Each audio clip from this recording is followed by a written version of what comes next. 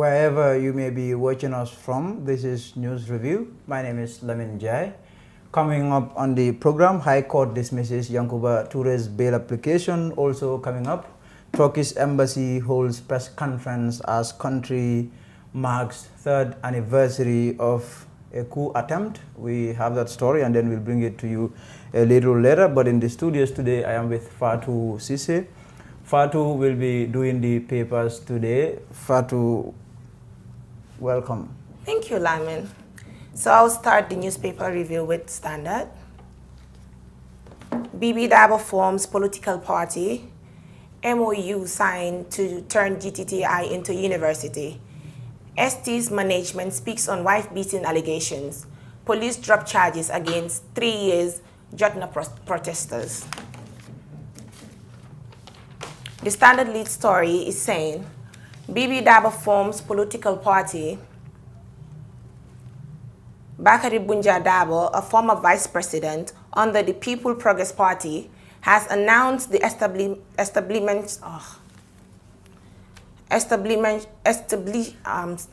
am so sorry. So we will now look at the story that we have, which is a story that has to do with the case of Yankuba Toure. The High Court in Banjul on Monday dismissed the bail application made on behalf of Yankuba Toure, who is currently standing trial for murder, remanding him in custody until October 14. The court also ruled against the constitutional immunity claim that Yankuba Toure insisted upon during last Monday court appearance. Modu Justice Dabo was at the High Court in Banjul, and he came through with this report.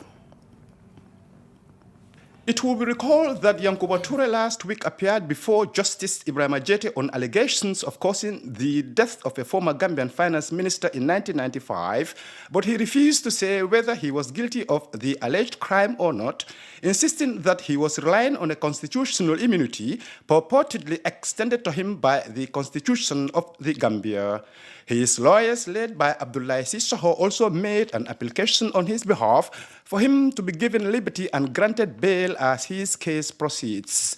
But delivering his rulings on Toure's constitutional immunity proclamation, his bail application and the Attorney General's application for the matter to be adjourned until after the vacation, Justice Ibrahim Ajete explained that the Constitution of the Gambia has made provisions for granting of bail to any accused person or persons, but he clarified that the law books did not make any provision for granting bail to any person or persons allegedly involved in crimes that attract life imprisonment or death.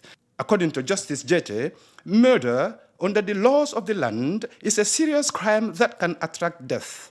He said that in view of the severity of the charge of murder against Yankuba Toure, the court has concluded that he should not be granted bail. Touching on Toure's constitutional immunity plea and his lawyer's application for the matter to be referred to the Supreme Court for interpretation, Justice Ibrahim Ajete made reference to earlier submissions by the Attorney General and Minister of Justice that Toure's claim to constitutional immunity was both vague and broad and will, therefore, pose a challenge to the jurisdiction of the High Court to preside over his case. Justice Jete held that Yankuba Toure's claim to constitutional immunity was open to conjecture as he made no reference to any specific constitutional provision to substantiate his claim. He said Toure's mere claim to constitutional immunity was not sufficient for the referral of the matter to the Supreme Court for interpretation. On the application made by Toure's lawyers for the matter to be heard on daily basis as opposed to the application made by the Attorney General and Minister of Justice for the case to be stood down until after the vacation, Justice Jete ruled that in the interest of fair trial, the prosecution needed time to put their house in order. He posited that he was not of the belief that an adjournment will affect the progress of the case. He, therefore, adjourned the case to October 14th for continuation. Meanwhile, scores converged at the Arch 22 today to show solidarity to Yankuba Toure. People could be seen waving and shouting words of encouragement as the prison's van conveying him drove past through the crowds. Reporting for the Fatu Network News Review, this is Modu Justice Dabo. Hey, what are you doing here? I'm going to replace my Africell 3G SIM card. Why use a 3G SIM card when you have a 4G phone? Replace your 3G SIM card today for the real Africell 4G SIM and receive 1 GB of internet data for free. So we will now go back to the newspaper review there, and I have Foroyaa newspaper. Foroyaa today is reporting that soldiers want their conviction to be invalidated. That's the lead story on Foroyaa. Also on Foroyaa, Laye continues his defense in sedition trial. GPU falls Gambia government on state of press freedom. Journalist recollects hostile conduct meted on former independent newspaper GRA to host Director General's meeting in Gambia. Let's look at some of the stories on Foroyaa. 8 soldiers who were charged and convicted for treason, mutiny, and other crimes have appealed before the Gambia Court of Appeal and want their conviction by the court-martial to be invalidated. The convicts are Captain Yaya Bere Dabo, or Jame rather, Lieutenant Abdullah Jaju, Lieutenant Yaya Jame, Sergeant Babukar Sane, Sergeant Malik Bojang, Lance Corporal Ababaji, Private Mbemba Kamara, and Private Aliu Sane. If readers can recall, 12 soldiers were accused of incitement to mutiny and conspiracy to commit mutiny and to persuade members of the Gambia Armed Forces to take part in mutiny. The accused persons were arrested in July 2017 in relation to a WhatsApp group allegedly created to overthrow the government of President Adama Barrow. In their appeal, the appellants repudiated the allegation that they wanted to overthrow the government of the Gambia by operating a social media group chat on WhatsApp. They indicated in their appeal that the prosecution did not present any reliable witness to prove that they intended to incite any person to participate with them to overthrow the government of the Gambia. They were charged together with Corporal Suleiman Sanyang, Corporal Lamin Jiba, Corporal Ibrahima Jallo, and Lance Corporal Sambujam Bojang, who were acquitted and discharged in respect to all the charges that they were accused of. The appellants want the Court of Appeal to allow their appeal and set aside the judgment, findings, and convictions by the court-martial. They also want the Court of Appeal to make an order to discharge and acquit them. Also on Foroyaa, Laye continues his defense in sedition trial. A former lawmaker for Banjul Central, Abdullah Sen, on Friday, July 12th, continued with his defense regarding his criminal trial on charges of seditious intention and incitement to violence. Abdullah Sen, who is standing trial for allegedly releasing a WhatsApp audio on 2nd November 2018 in the city of Banjul without lawful excuse and with intent to incite violence, was purported to have uttered a statement on WhatsApp audio using abusive and derogatory remarks against an entire tribe, stating their selfishness, hypocrisy, and wickedness as a people. His trial began sometime in September 2018, and he pleaded not guilty to all charges. So, Fatu, you have the standard. What is the standard saying today? Bibi Dabo forms political party. Bakari Bunja Dabo, a former vice president under the People's Progress Party, has announced the establishment of a new political party.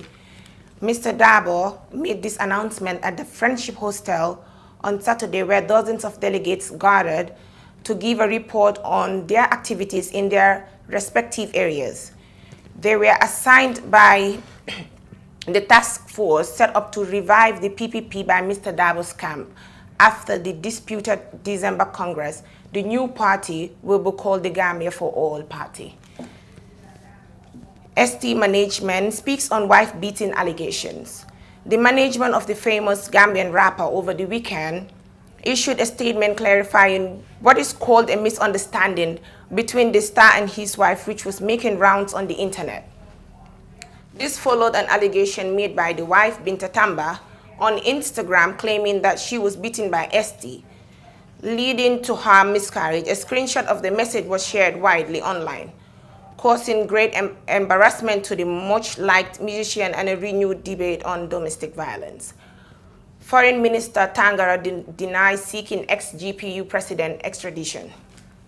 During the Truth, Reconciliation and Reparation Commission TRRC hearing on July 11th, 2019, Ms. Ndai Tafa Sose made a statement claiming that I, Mamadou Tangara, visited Mali on 2 occasions during which I urged Malian authorities as special envoy to get her extradited to the Gambia. And I also discussed the issue of her extraditions with my colleagues in Kampala, Uganda. Contrary to Ms. Sose's allegations, I want to hereby inform the TRRC and the general public that I have never led any effort or made any statement at any point in the time to any Malian officials for Ms. Sose's extraditions to the Gambia. Besides, there is no extradition treaty between Republic of the Gambia. That's what we have for this Standard newspaper. Over to you, Lamin. Well, thank you very much, Fatu, for that. So we will have Kex a little later in the program. Kex will be talking to us about Halifa's response. We understand Halifa Sallah responded to Ibrahim Adiba. Ibrahim Adiba, in a recent interview with the Fatu Network, did mention that if anything happens, the blame or the responsibility should be pinned on people like Halifa Sallah. He was speaking in respect of the 3 years agenda, the 3 years which agreement or deal which shot President Adama Barrow to power. Diba was arguing that it was the likes of Halifa Sallah who brought that 3 years deal, and when in fact they know that the Constitution is talking about 5 years. So Kex will be talking to us about that, what Halifa is saying there. So we will bring you this story. It is exactly 3 years today when Turkey woke up to the news of a coup attempt on the administration of Recep Tayyip Erdogan.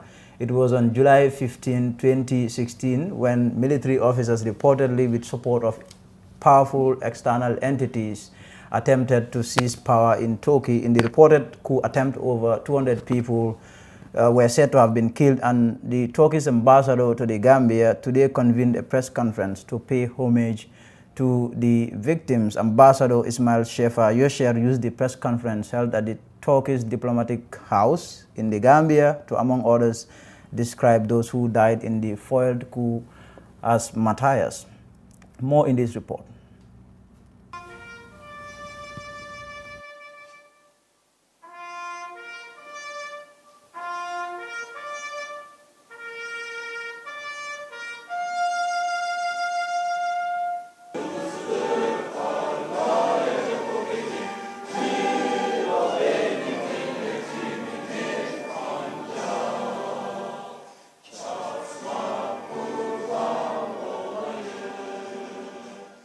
We are marking the 3rd anniversary of the attempted coup in Turkey by Fethullah terrorist organization. As the video showed, it refreshed our painful memories. Unfortunately, it's very tragic and very touching for us. I was Consul General in Athens at that time in 2016. Of course, it was very difficult to see that your country is attacked from within. For the first time in Turkish history, Turkey was attacked from within by its soldiers, and as different than the other military coups, which happened in Turkey in 1960s, 70s, or early 1980s. They indiscriminately killed the innocent people, and as you see, more than 250, just exactly 251 innocent Turkish people who took to the streets just to defend Turkey, just to show strong ownership to Turkish democracy. They were killed by this merciless terrorist group, terrorist elements of Fethullah Gülen organization. And of course, this is very important from that perspective, that Turkey did not witness such an occupation attempt by a within force, from within. In Turkey, as you know, in Turkish history, during the War of Independence, some parts of Turkey were occupied by the occupational forces. But I mean, it was for short period of time, and later we defended our lands, and also we declared our independence. But the Fethullah Gülen terrorist organization is different than any other military coups or any other occupational experience in Turkey. What happened, you know, on that night, on the 15th of July, they used their elements within security structure, especially police and also army, and also civilian bureaucracy, so that their ultimate aim was to capture the state from within. And they want to establish, of course, their order in Turkey after capturing the state, so that their leader, Fethullah Gülen, could be placed as the president, most possibly. And Gambia. Hello? Hello? How are you? I'm calling different line. No for the men on Hana. My telephone bi dafa daanu touch. Ba pare nangu ta taal. Well, okay, léegi lu ma def mooy instead of my yónni phone bi di ko jox nit muy jël i1 month naa la boole smartphone house ñoom su ma defee payment bi tey mu nga ko jëli. Naa fa jaar. Man na nekk téléphone bu naay. Non naa la surprise ay tamit xam nga yow rek laa nopp. yow mi nekk America wala Europe wala yónnee mobile muy jël ay weer smartphone house ñëw pour rek noppal leen looy def rek mooy nga def payment ñu deliver phone bi tey. Asalaamaaleykum. Maaleykum asalaam. Man de sama jëkkër moo ma boole ak yéen. Mohamed Ndiaye. Mohamed Ndiaye. waaw Sweden. maa ma wax amoon tey si suba. waaw daf ma call suma téléphone bi yaaxu mu ne ma demal smartphone house. Ma ne ko waaye loolu gaaw na ni mu ne ma demal rek. moom utal na la fi benn. mooy iPhone 8 Plus. Masha Allah. ak smartphone house emuñ ci jaay mobile rek waaye dañuy jaay computer ay yére ak daala yi nga xam ne rek original lañ ba tax nag ku bugg a xam fi nga xam ne mooy smartphone house da ngaa dem Kairaba Avenue opposite fi nga xam ne mooy Barcelona shop. So I am with Kek Sane now. Kek will be talking to us about, because we understand Halifa Sallah responded to Ibrahim Diba, who was speaking to, or who spoke to us last week in an interview. And what Diba said in that interview was that, Keks, before I come to you, let me just, briefly go through what Mr. Diba said in the interview we had him. He said we should blame the people who think they know the Constitution while they know nothing about the Constitution, who put us all into this mess. He is talking about the 3 years there. They are the problems in this country. Anytime a person loses his life, the people who went together to put us into this mess, the Halifa Sallah, other people who think they know the Constitution, they put us into all this mess, they are responsible. So we understand Halifa Sallah came out today to, respond to what Mr. Diba is saying there. What exactly is the Halifa Sallah saying? Yeah, actually, what we have to understand here, people have to be very honest when it comes to the matter of the states. When we want to save the future of this country, we have to put our emotions and our partisans issues aside and deal with the matter with honesty and integrity. That's the only way that will save this country. And Ibrahim is somebody who has not been honest here and who shows, partisan lines when he was trying to make an argument in regards to these 3 years. And he even showed us, how ignorant he is when it comes to the Constitution itself. It tells us he already exposed himself, the type of person who he is. Because if you look at Section 63 of our Constitution, clearly stated out there, the president, 5 years is the mandate of the president. But from 1 day up to 4 or 5 years, the president can resign within this period. And it is very clear there. So if Ibrahim should come to this TV and say it and stood under the studio and say that, those who agree on the 3 years are the people who, they are ignorance of the Constitution, then he have exposed himself, because Ibrahim didn't know that there's a provision in the Constitution that says that the president can resign anytime after resuming office. So relying on that very section, this is why these people agree on the 3 years. And any honest Gambian will be proud of to be associated with the coalition 2016. But Keks, the problem here is the president and his entourage are of the view that the 3 years is not, or it runs counter to the Constitution, which says the president should stay for 5 years. So, and then what the argument that Diba made is that, the people who came up with that deal, that 3 years deal, should have known better, should have known that the Constitution talks about 5 years, or the Constitution sanctions 5 years, and that they should have worked along that line. So he is saying that the likes of Khalifa Sallah and others who were at the forefront, who fronted the putting together of this constitution, I mean, they didn't do a good job. That's what I'm trying to explain here. Tell me, what exactly is Khalifa saying? No, what I'm trying to explain here, unless we understand the context in which Ibrahima was talking, Ibrahima didn't put it based on facts, on reality, or based on the constitution that his argument is.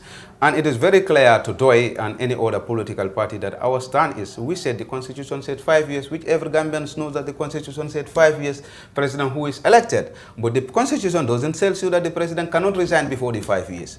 That is not in the constitution. And Ibrahima is basing his argument that, those who made it, they know that the constitution says. That means that Ibrahima is telling the whole Gambia that there is no provision in the constitution that says that the president can resign before 5 years, which shows his ignorance and he don't know anything about the constitution.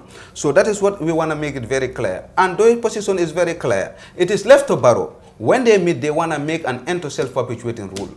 For 30 good years, this country has never changed through a ballot box. From Jawara to Jame, Jawara to serve here for 30 good years. There was no single election that could have removed Jawara here. We went into Jame. We have tried how many types of election. It doesn't change. He served here for 22 years. We said now, anybody who is coming after Jame, we should make sure that, he saw the example to show that this coalition that we're trying to build is not about a partisan coalition. It's not about an individual. It's not about any other person. But this is about for Gambia to have a new start. And how can we do that? We must set an sample that whoever is coming will show the whole world that I am not hungry for power. I'm not here to entrench myself, but I'm here to put the reforms together to show the Gambian people that, we are here for a system change. And how will we achieve that? Yes, the constitution said 5 years. But this person will show us that I'm not hungry for power. I will reduce my term to 3 years. But within that 3 years, we will reform our constitution. We will reform our electoral laws. We will reform the security sectors. We will reform the IAC Act so that the Gambia will have the foundation that any president comes. So by doing so, then any other person who is coming by then, we have amended the constitution and put the term limit there. Any person who is coming after Barrow will say that, yes, this president's term, constitution mandated him to serve for 5 good years. But to show himself that to set the sample, he's only served for 3 years. Then I, as the president presently, I cannot serve more than the 2 term. If we're a 5 years termler or 4 years 2 termler, I cannot pass that because already, somebody has set the sample. This is the whole idea. So Ibrahima is saying that Ibrahima is not being honest to himself. I think what also Ibrahima is trying to say is that come December or early January, Gambians might take to the streets to demand that President Barrow steps down.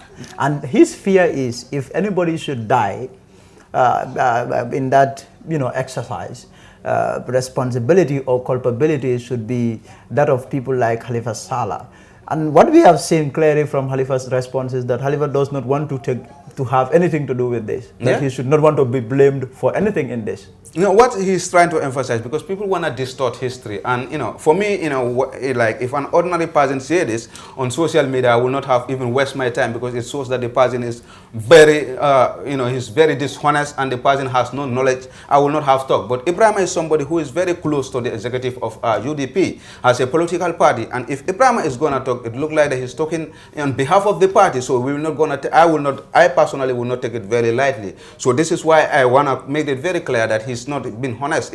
Our intention is for Doi, our position is very clear. We are not going into the street. It's left to Barrow to accept the 3 years or go by what the coalition members agree. So if their intention is to go to the street to force Barrow, let him not back behind Khalifa Sallah to say that if people go to street, because these are the type of things that they will normally do and they want to blame people because that is their intention and we have already seen it what they want. They want to force Barrow to step down. And that is not our position as PDOIS. Because we believe in a dialogue. We don't believe in a confrontation. That is not Doi. Have you known Doi? We are never part of confrontation. We believe in rule of law and respect of our laws. And whatever we're going to do, we follow the procedures. But their intention is to go to the street to force Barrow to step down. And they want to back behind PDOIS to say that if anything happens, then Doi should be blamed or Khalifa Sallah should be blamed. But any genuine Gambians will know that the agenda that Doi puts a place for the Gambian people was a 3 years of constitutional reform, a 3 years of institutional reform, a 3 years of proper structures for the Gambian people to have a new start. And that has failed. So far, we have failed in that agenda, and we are no more part of it. We are now thinking of building a new Gambia who will take the ownership of the country, know that the country belongs to you, and collectively, you can use it to utilize it and remove a president and put in a president through your ballot box. For 54 years, Gambian people didn't believe that their voters' card could have changed a government. But thanks to the efforts of the coalition and we have achieved what we want. It's left to the Gambian people to go back to sleep, and they will be fooled by these politicians, and they go back to where we come from. It's left to the Gambian people to decide that the country belongs to them, and collectively they can institute any other person who they want to lead. So it's left to the Gambian people to decide. If Barrow wants, let him serve for the 5 years, and he's still in line with the constitution. If Barrow resigned from the 3 years, he's still in line with the constitution. So somebody sitting in this studio and say that, you know, the 3 years is constitutional is very ignorant of the very laws that govern this country. That is what we want to make it very clear. Let me ask you this finally. What is Doy's position? What does Doy really want in terms of these 3 years, 5 years? What is Doy's position? That's what I'm making very clear to you. We came before the whole Gambian people, and the concept why we come together, we believe that all these 8 political parties or 7 political parties, they all want to be a leader. And we must choose one person to be a leader, because we believe that there is no single political party that can remove Yahya Jammeh here.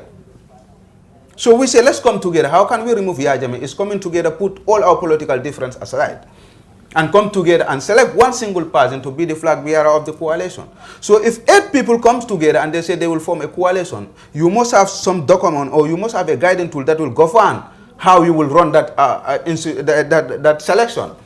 And during the selection, they make it very clear it was not forced or imposed on anybody, because you have the choice to stand on your party ticket, you have the choice to join the coalition. So it was a matter of choice. And some of the political parties have tested their power, and they realized that we cannot do it without coming to this coalition. And they came to the negotiation. So when they came to the negotiation, there are documents that guide them. There are rules and regulations that guide the coalition. And that document, it was very clear that whoever is going to be selected as the flag bearer of this coalition will be a president who will resign from his political party, so that he can be an unifying body that can unify the nation. And the person too will resign from his political party to be an independent, so that we can all take the ownership of the person.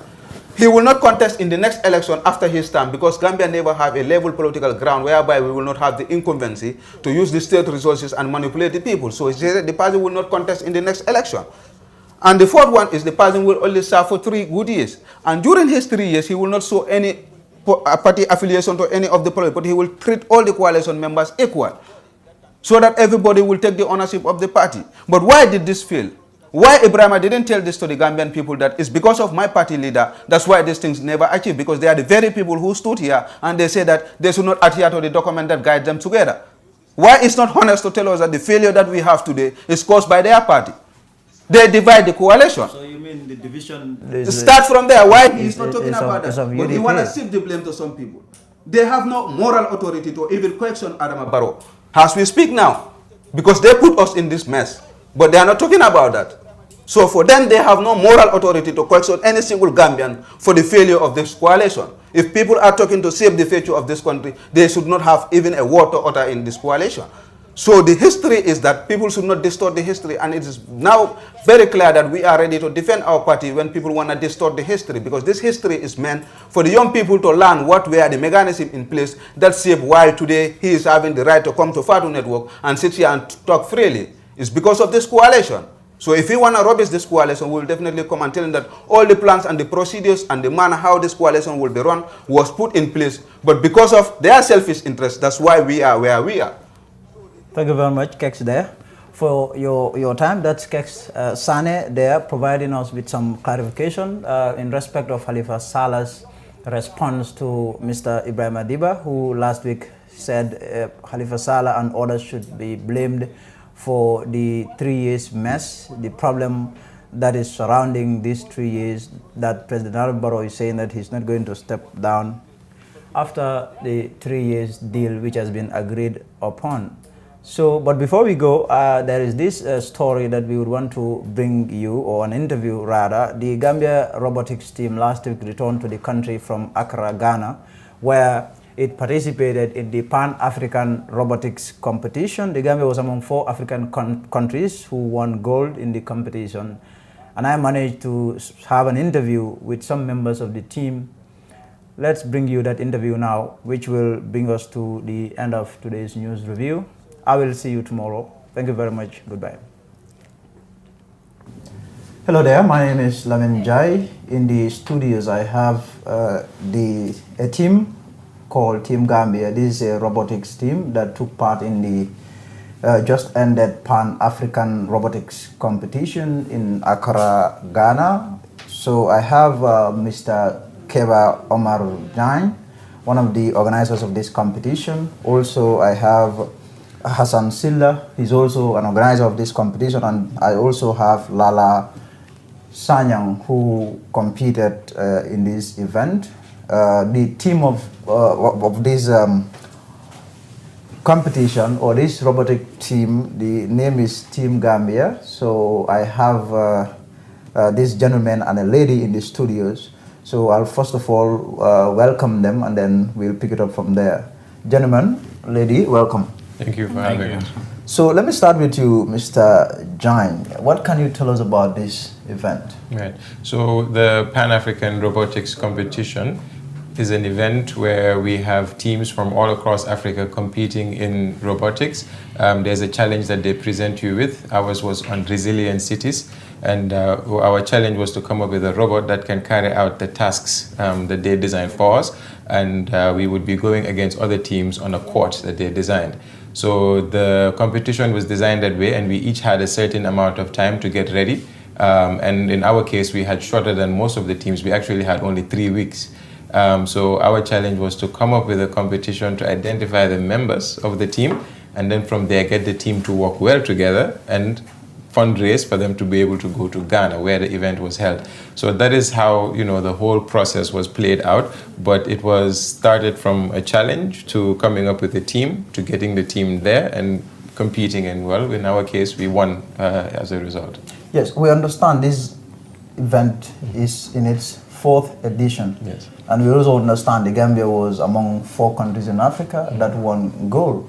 What is that all about? So in the competition, there were 4 categories. The one that we won under is called the Stars League. There was another league called the Tech League. There was another league called the Engineers League, and the final league called the Makers League. So we competed in the category that is arguably the toughest category, where we were given a slightly more complex robot, and our job was to be able to coach and mentor the students to come up with a unique design that can fulfill the tasks. So the other leagues were competitive in their own rights, but I feel that with us, the court was slightly bigger on which we had to do the task. The robot is slightly more complex once again, and that requires other aspects such as programming it. So because of that, I would say that we definitely did come out as one of the 4 winners, but I think that because of the category that we competed in, we had an extra edge, I suppose, on the other teams that also came out winners, who we are congratulating as well. So let me now go to Mr. Silla there. I want you to talk to me about the objective. What is the objective of this event? First of all, I would like to thank you for inviting us to your show. The objective of the park is to bring teams from different parts of Africa to compete. But then robotics didn't really start with park in the Gambia here. I think it's good to know the background of robotics. I mean, I was fortunate enough to mentor the team that went to Mexico last year. I was there with the team. We competed for our first time. We had 90 positions out of 160. And we competed with just 1 student because the other 2 were denied a visa. And so since then we came back, we've been engaged in robotics, and we've had support from the Medical Research Council, MRC. And that's how, in fact, myself and Omar came together to send a team to Ghana. When I applied for the park, Omar also applied for the park. So we decided that, well, why not have 1 team instead of sending multiple teams to compete in Ghana? So that's how we came, because we both believe in the power of collaboration.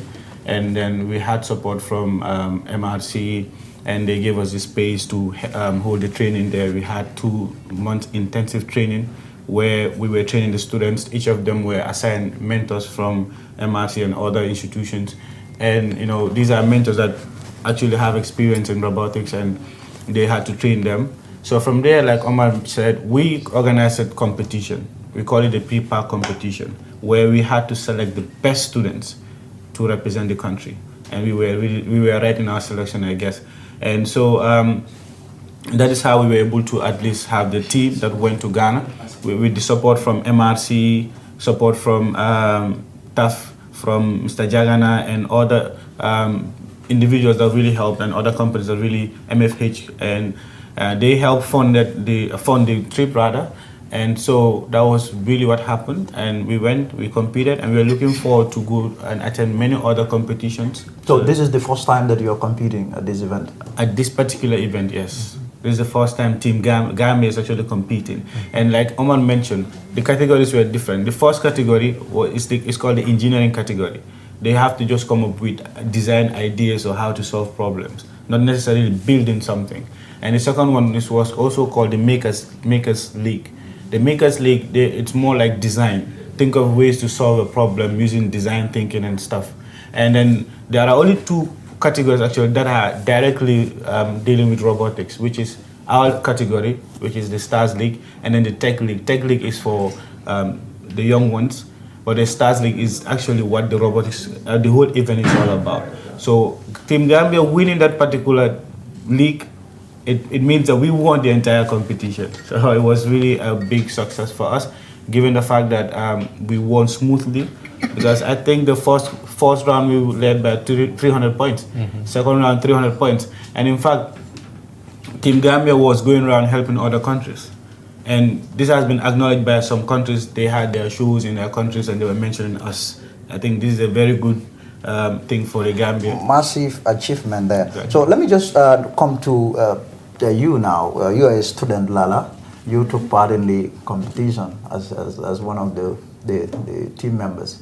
So I just want to ask you, when you were going to Accra, Ghana, what were you looking at?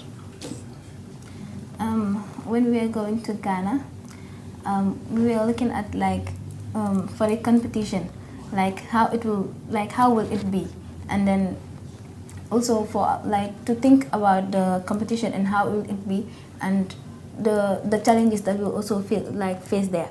But then fortunately for us, it went well, and then the robot that we built here, able to do the job. Yes, it was able to do the tasks that we want it to do, because looking at the objective of the game, it was about resilient cities. Like there is a flooding city, and then we must come up with a design that will be able to perform specific task to take the PVC pipe that is to drain the rainwater into the city canal, and then whilst also there are also water droplets in which the robot will take it and shoot it outside to the city workers, that is us, the students, and then we will now take those water droplets and put it into the pump station, and that went well. So that was how we went to competition, and it was really so exciting. I will come to you now, Mr. Jani. I see this giant robot in front of me. So you built this here? Yes, but not us. We only provided guidance. The technical side provided guidance to the students to be able to come up with a design and build it. But when this arrived, it came in 2 boxes. You can imagine boxes with screws and bolts and corners and wheels and gears. And the students under one has to go about fixing precisely everything. And that's how, as coaches, we can come in and then try to group them together. We might have 2 sets of students working on a certain thing and another 2 working on a certain other task. We might then, bring them together to kind of assemble all around, because there's a programming aspect, there's an assembly aspect, and there's a design and strategy aspect. So that is why you might wonder why we had 6 students on the team. It's not because they were all performing the same task, but it's because we kind of had them specializing in different things, but with general competencies to be able to do each other's work as well. So run us through this. What does this robot do? So, well, the design that we focused on was a design that would be able to have a claw mechanism, which would be able to carry out the tasks that Lala so eloquently described. But essentially, it's a challenge for a resilient city, and you have to be able to carry certain pipes, and these were just made of PVC material, where you had to dislodge them from a certain point and be able to transport them up a ramp. So that's where now the court design comes up, and how the design of your robot can maneuver around the court. So it takes a certain level of skill to be able to see how best it might be able to go up ramps, perhaps, how best it might be able to maneuver past obstacles on the court. Because she also mentioned water droplets, so they might be obstacles on the court. So, you know, it requires a certain level of skill from the driver to then be able to control that, while in some cases holding onto a pipe or holding onto a water droplet. So those were the two main mechanisms, but there's also a lift mechanism that the students designed. So while it is performing certain tasks, it might be able to take up certain water droplets through the lift mechanism. But the students made a decision during the competition to abandon the lift system, and it ended up being a quite brilliant decision because they wanted to focus on larger items, those are the water droplets, rather than focusing on smaller items that can be carried up with the lift mechanism. So essentially, there's a motor mechanism to move it around, there's a claw mechanism to grab certain things, and then there's finally a lift mechanism to also be able to take balls in and transport them out the court. And the rest of it is just the mechanics with your gears, the wheels, and then the programming as well. But these students were brilliant, and they were all masters in each of the tasks that we had laid out for them, be it the driver, to the programmer, to the strategist, and also just the one that is going to be shooting the droplets into the pipe holder. So we were really blessed to have a fantastic team. Wonderful. Let me now, I'll come to you now, Silla. So I want you to talk to us about robots generally. These are things that are machines that are not quite popular in Africa. I mean, in the Gambia, particularly, not many know what is the important. In fact, the use of a robot. So tell us about the impact. What impact can a robot make in the life of human beings? I'll start with my personal experience. I was first introduced to robots when I went to study in Ghana. That was the first time I was introduced to robots. But when I came back, I realized that robotics was not really a thing in the Gambia. And fortunately, that was a year Intis Global organized a competition, and that was the first time when I saw actually robot kits being shipped into the Gambia and were used actually.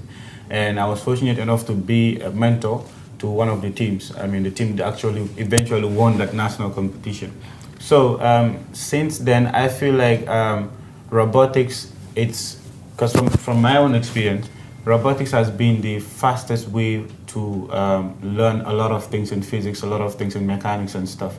Because like Omar mentioned, there's a lift mechanism. It's pretty much the same as the lift that we would use at maybe GNPC or at GRTS or whatever. I mean, students can easily make this lift using this. It's kind of like a simulation of whatever it is that we have in real life can be made using robotics. So that is why we decided to form a robotics hub. You can like our page on Facebook. It's called Robotics Hub the Gambia on Twitter. And we decided to say, okay, wait, let's have a hub where we would train students robotics. Because we have the expertise, we have the knowledge, but how do we translate this knowledge to these kids? And like Omar and I would say, I mean, we're here to inspire the students. From our program, a lot of the students, that was their first time being introduced to robotics. And from there, most of them were able to decide on which career to pursue after high school, because it gives them the opportunity to know the different careers that are available in the field of robotics, in the field of computer science, in the field of design. Because clearly, if you look at this robot, there is design involved here. There is a lot of mechanics, which is physics. There's a lot of mathematics in here. There's a lot of computing. The computer science aspect is more like the soul. Think of a robot as a human being. The human being has, hands, legs, and stuff. But we have a soul. Without the soul, the human being is normal. So the robot is the same. The mechanical component is just like the hardware part that you're seeing, but there is a soul that is allowing this robot to move. And that soul is the software part, the software component. And this software is written by people. Now the software tells the robot, if I press this button, move forward. If I press this button, move backward. If I press this button, turn left, turn right. And in fact, you can also activate the robot to be on autonomous mode. Autonomous mode means the robot can drive itself. We've all heard about self-driving cars. It's all about this. Students, so we taught the students how to do this. They themselves program the robot. They were able to instill the soul in the robot. They dictate what the robot does. They dictate what part of the controller controls this robot. And I feel like this is something that is important because the future of our country, to be very honest with all of us, is that it's in the hands of those who can actually build digital technologies and those who can use technology to develop the country, to solve biggest problems. So it is your view that at some point the Gambia will also turn to robots? Oh yes, when it comes to certain. Yes, and for that to happen, we have to realize and recognize the fact that we would definitely need to invest in these kids for them to also at least build or develop an interest in the field of STEM, because our country can only develop as it now in terms of infrastructure when we have engineers, when we have people that are into STEM. And of course, STEM is science, technology, engineering, mathematics, or arts and mathematics. This is what we need as a country. So we are urging the government in particular, to come on board and then invest in whatever it is that we are doing. Because whatever it is that MOVA is doing, and whatever it is that the Gambia Robotics Hub is doing, is to complement the effort of all the ministries. All the ministries involved. The Ministry of Information and Communication, whenever they need people that are into the field of technology. And these kids, they will build interest in that field when already they have interest in robotics.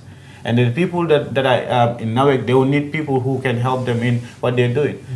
So the ministry should come and then help, the entire Gambia should come and help support this venture that we are, or this initiative to make sure that we promote robotics in all the schools.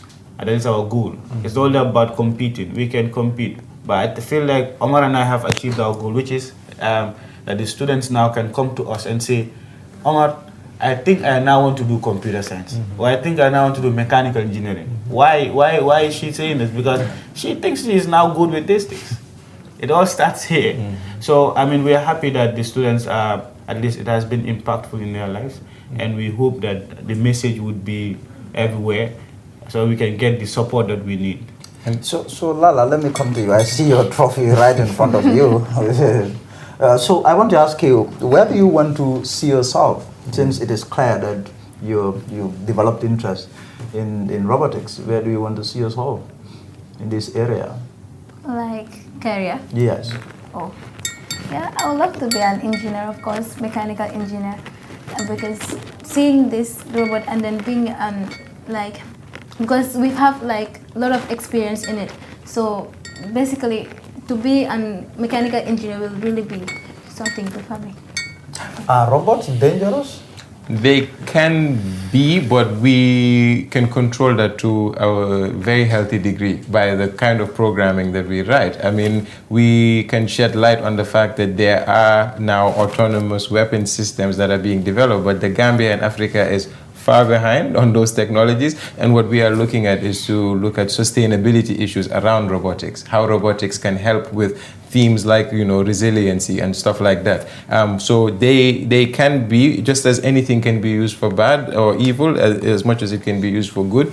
So what we did with this was to try to demonstrate the capabilities for it to do good when it comes particularly to sustainable development, but also when it comes to just education and engineering at large. We talked about computer science, but then also I would like to focus on the manufacturing side of things as well, because robots can do a lot of tasks that humans can't, go into dangerous places that humans can't. So, this can help us explore sectors that in the past we could not, whether it's geological issues, whether it's mining issues, whatever it may be. But don't you think that could come off as a threat to jobs, well, to employment? Again, when that happens, we have to look at what kind of jobs that people are going into, and that's why the collaboration between my organization, MOVA, and Hassan's with the Gambia Robotics Hub is an example, because there's also the soft skill side of things that we can train them on, and not just the hard skills. So if that does happen, we can shift people into other jobs as well. So just as Lala wants to focus on mechanical engineering, I'm sure among the 6, one of them will want to focus on computer science,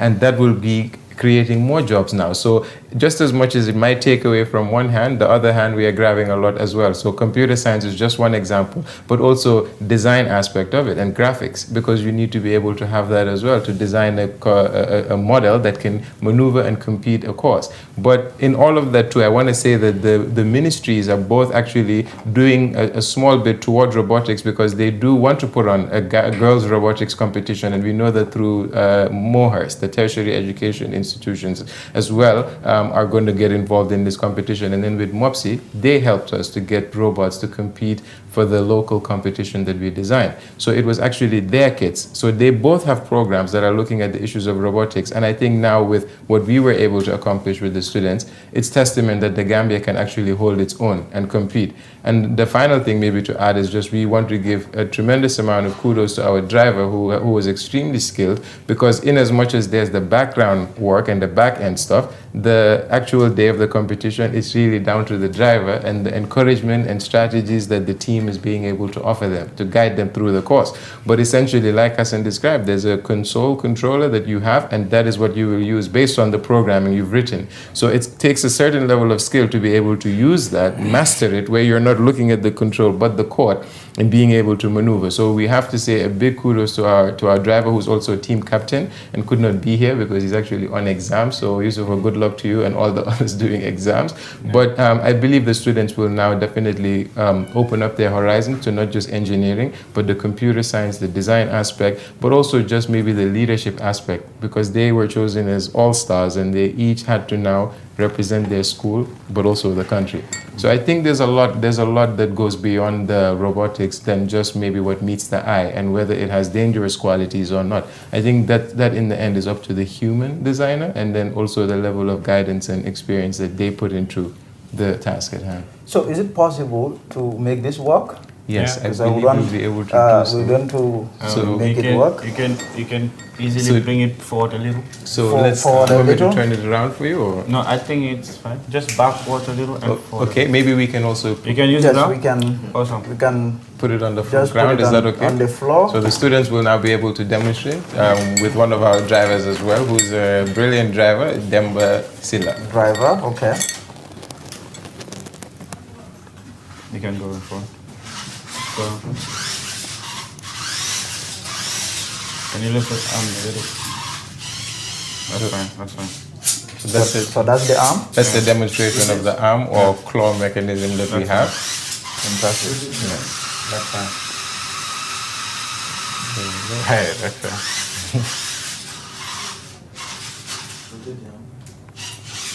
No, the motor is not in, but it's fine. Impressive. So, Lala, that's your robot there. Yeah. You must be really proud, huh? To be part of those people who made this thing happen. So, Lala, what would you like to, tell the government as a student, someone who would want this sector to develop? I know government is interested in, building areas like engineering. What would you tell the government? What I'll tell the government is to invest on the part that the Gambian, like the students, can be able to offer like subjects like this mechanical engineering to build like educational educational like institute, so that students can be enrolled there to learn more. To learn more about robotics and also help in the mechanical part. Because as you can see, this with the help of this robot, it can make like your work easier, yes, and faster. So what plans have you? Do you have any future plans now? Yeah. Now that you're back in the Gambia. Yeah, like I said, we have a hub, and then the hub is dedicated. Currently, we're hosted in MRC. So we're just here to train students on robotics. Of course, we're open to partnership from others that are willing to come. We have the expertise, all right, because we've been on this for about years now. And so whenever there is a competition, we are readily available to partner with anybody who is interested to partner with us to help train, provide, and mentor the students and prepare them for the competitions. And not only that, we're also thinking of, extending the program to other regions, not only concentrating it to, within the Greater Banjul area, but we want to at least have others from the provinces involved also in the selection of students that will represent the country, because they have to be included. And that is one thing. And we also want to run summer programs, and we would, of course, continue to be training students. And of course, some parents might want to have their own, might want to have kits that's robot kits for their students. We will definitely facilitate that one as well with our partners from outside Gambia. So that's the plan for now. Yeah, that's it. I mean, please, what we are urging the government is to try and support us, because we are just here to complement their effort. We are open for support whenever they need our help. And please like our page, is Robotics of the Gambia, on Twitter at Robotics of the Gambia. Yeah. Thank you, Silla. I take that to be your final words. Yeah. What's your final words, well, Mr. Jany? Firstly, thank you for having us, and I want to just advocate for the promotion of STEM across the country. I think that, STEM being science, the engineering, technology, and the mathematics fields, I think they have a huge role to play in the future of not just this country, but outside this country. And I think that robotics can be a particular area where we can make ourselves known. This is our first time competing in the competition, and look at the outcome of that competition. So we feel that the competencies are there, the capabilities are there. Our partnership with the Robotics Hub was to have it set up, and that is a huge triumph, I think, for the whole country, that the hub is now set up. So as Hassan said, people can go to the hub to learn about robotics, to promote robotics. And what we hope is that the students can benefit from this. Obviously, they are still students. Some of them are in grade 10, some are in grade 11, but we hope that they will be able to pursue higher education in the field of STEM, robotics, hopefully, or engineering. And in the end, we are really open to just hearing what others want to tell us about what they think robotics can do for the country. And if there's anything that MOVA, the Gambia Robotics Hub, or MRC can do, I think that can set the tone for what we do in the future with robotics. So thank you. Thank you. Thank you. Lala, you have anything else to say? No. One last thing. I think I need to mention the students who went to compete. Lala, it was Lala from St. Joseph's, Misufa Senghor from Methodist Academy, Aissatou Demba from Marina International, and you have Demba Silla from Gambia Senior Secondary School, and then you have Sheriff Haidara from Kudu Senior Secondary School, and Abdullah Kujawi from Nusrat Senior Secondary School. He was actually the programmer. He was the one who was responsible for the soul of the robot. So I would like to thank all of you and your parents that allowed us to travel with you outside the Gambia. It was really great, having these students travel with us. Thank you very much, guys. That was Silla, Jany, and Lala. They are from the team robotics. That's the robotic team of the Gambia. They were recently in Ghana, where they took part in the Pan-African robotics competition, where the Gambia emerged as one of the winners. That will be it for this interview until we come your way again.